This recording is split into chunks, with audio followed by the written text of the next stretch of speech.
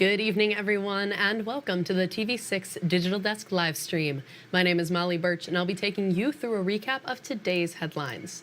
This stream runs every night, starting at 8/7 Central Time from Sunday to Thursday. You can find us streaming on both Facebook and YouTube, whichever platform you'd prefer. Feel free to comment and ask any questions you have in the chat as you feel like it. I'll do my best to keep an eye on them and answer those questions as we go and after the stream as well.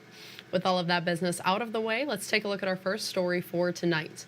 In the wake of the James and Jennifer Crumbly sentencing today, a Delta County superintendent says this case is a wake-up call for how the school will work with parents of troubled students.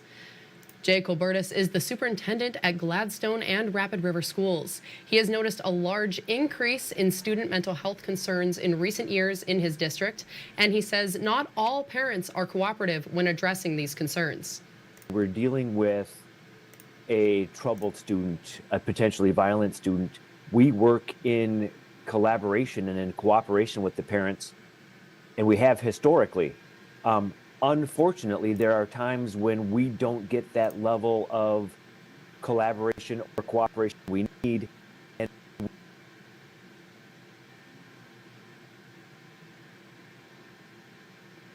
Colbertus says the broader issue is in our rural community. We do not have enough medical resources to adequately help students with mental health and behavioral concerns. And happening now, Partridge Creek Farm needs your help addressing Ishpeming's food security. PCF aims to distribute 9,000 pounds of produce to the Ishpeming community and donate at least 500 pounds to Ishpeming School District's cafeteria and other Ishpeming residents. To achieve this goal, PCF is asking the community for help purchasing a farm truck. It's looking for both donations and leads on people who would like to donate their truck. PCF says the truck is necessary to help the farm address Ishpeming's food security. We are hoping to increase the amount of locally grown fresh produce in Ishpeming this year. It's not something that's widely available, especially things grown within the city of Ishpeming.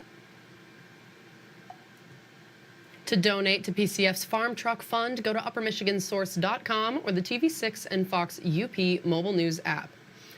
And April is National Safe Digging Month. Spring outdoor projects are set to start soon. Nonprofit utility organization Miss Dig 811 says you need to check your property before digging in. The organization's director for external affairs says there's a significant chance you could hit water, gas, electricity, or telecommunication lines. That electric line or gas line under your feet doesn't necessarily care too much what you're doing. It still poses a hazard. So the most important thing here is safety. We just want people to be aware of what's below so they can work around it safely. If you strike a utility line on your property, Miss Dig encourages you to contact your service provider. And April is also Sexual Assault Awareness Month in the United States. Marquette's Women's Center and Michigan State Police partnered to help survivors.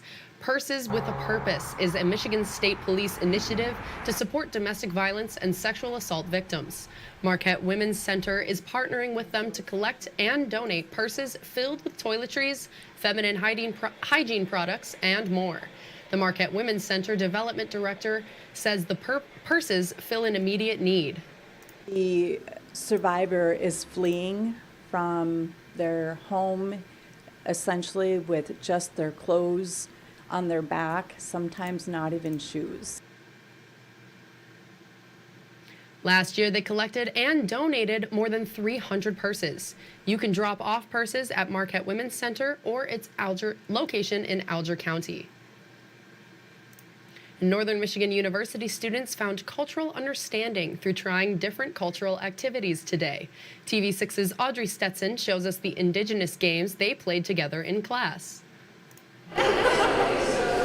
NMU students learned storytelling through string using their hands today. Instructor Dan Minham retired as a physical education teacher 3 years ago, but now spends his time presenting Indigenous games and foods to schools throughout the upper Midwest. The message is indigenize physical activity.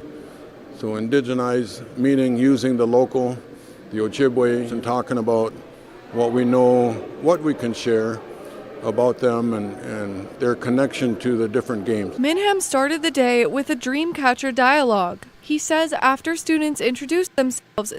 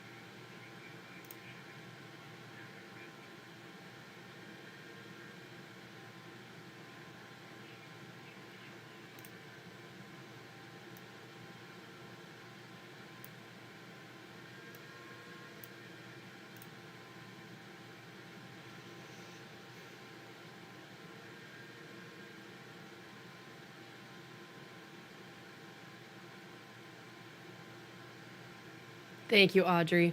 From September to May, the Peter White Public Library hosts the Tasty Reads Book Club for readers who love to cook. The club focuses on food-based books.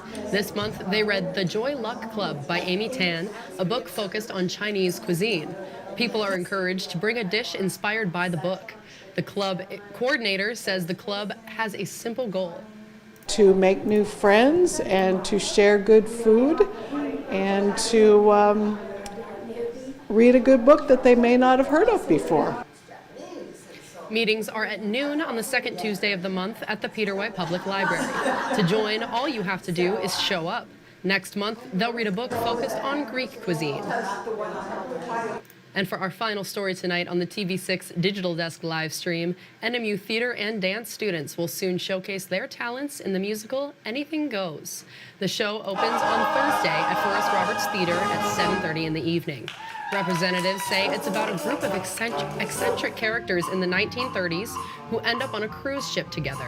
The 32-student cast has been rehearsing for 5 weeks. The dance captain says the cast can't wait for people to come and see the show. Such amazing singing, acting, dancing. You'll laugh, you'll cry. Our whole cast is so incredibly talented.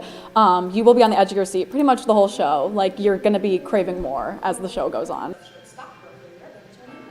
Anything Goes runs this Thursday through Sunday and April 18th through the 20th. You can purchase tickets on our website, uppermichigansource.com. And that's all the stories we have for you tonight. Be sure to tune in right back here on Facebook at 8:45 tomorrow morning. TV6's Mandy Koskela and Michael Sobek will recap top stories from the morning on their show Beyond Your Morning News. If you have a story idea you think we should report on, feel free to contact us at any time. These are a few easy ways to get a hold of both myself and others in the newsroom. And again, you can contact us at any time. We would love to hear from you and what's happening in your community. Thank you all for joining me live at the TV6 Digital Desk. Have a great rest of your night.